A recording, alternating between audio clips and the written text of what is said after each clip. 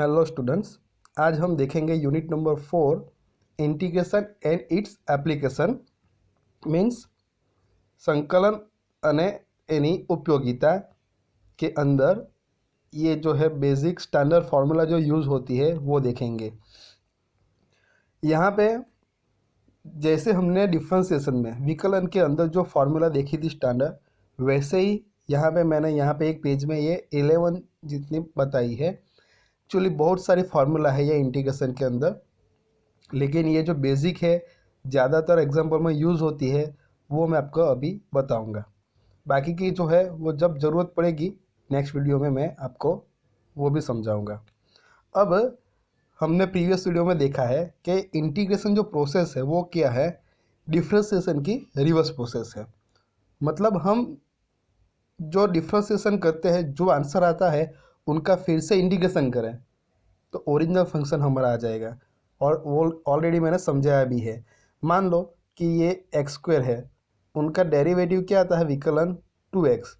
सो 2x का फिर से हम इंटीग्रेशन करेंगे तो हमें क्या मिलेगा, ओरिजिनल जिसका हमने विकलन किया था वही मिल जाएगा।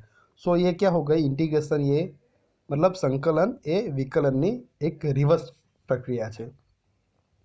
सो ये याद रखना भी बहुत ईजी है, फॉर्मूला भी वो मैं आपको आज बताऊंगा। पहली फार्मूला है x⁻n का इंटीग्रेशन क्या है। सो ये जो साइन है वो इंटीग्रेशन की है, जिसका इंटीग्रेशन करना है वो यहाँ पे लिखना है किसके रिस्पेक्ट में, तो यहाँ पे x के रिस्पेक्ट में, तो क्या लिखना है यहाँ पे dx। सो ये हो गई basic sign indication of integration, संकलन। सो x⁻n का इंटीग्रेशन क्या आता है, देखो x⁻n+1 डिवाइड बाई n+1। यहाँ पे कंडीशन है n नॉट इक्वल टू -1, मतलब n की वैल्यू -1 नहीं होनी चाहिए, बाकी और कोई भी रियल वैल्यू हो तो चलेगा। सो ये बेसिक हुआ x⁻n का, ये जनरल फॉर्म है। अब मान लो कि x⁻n अभी मेरे पास x स्क्वायर है और मुझे इंटीग्रेशन करना है उसका x के रिस्पेक्ट में, तो ये हो गया। अभी एक्स स्क्वायर का इंटीग्रेशन क्या आएगा, तो देखो यहाँ पे x⁻n की फॉर्मूला है। सो n की वैल्यू यहाँ पे क्या है, 2 है। तो हम क्या करेंगे, यहाँ पे x⁻n+1 है तो क्या करेंगे x⁻2+1 डिवाइड बाई नीचे क्या है n+1, तो फिर से n की वैल्यू क्या है 2 है तो 2+1, तो हमारा आंसर क्या आएगा x³ डिवाइड बाई 3 आएगा। सो ये हो गया इंटीग्रेशन।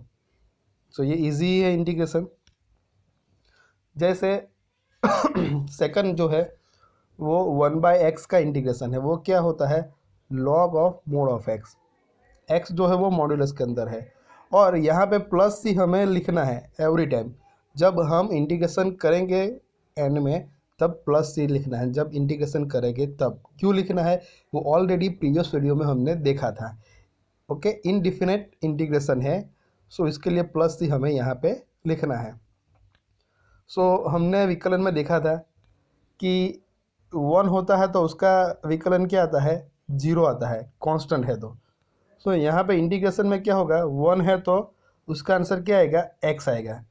अभी मान लो कि ये 1 है और हम t के रिस्पेक्ट में, मतलब dt लिखता हूँ, t के रिस्पेक्ट में इंटीग्रेशन कर रहे हैं संकलन, तो उसका आंसर क्या आएगा, t आएगा।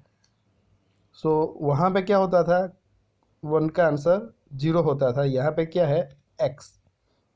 ये यहाँ पे लिखा भी है, देखो ये बाजू में जो है ब्रैकेट में वो ये डेरिवेटिव वाला बताया है। सो हमें तो मेन यही याद रखना है। सो x का डेरिवेटिव क्या आता है 1, और 1 का इंटीग्रेशन रिवर्स करो तो क्या आएगा x। अब e⁻x का इंटीग्रेशन क्या आएगा, e⁻x+c। a⁻x का क्या आता है, a⁻x divide by log a। सो वहाँ पे विकलन था तब क्या था, a⁻x इंटू लॉग ए था। सो ये log a क्या आएगा अभी डिनोमीटर में, तो a⁻x divide by log a plus c, ये हो गया हमारा इंटीग्रेशन।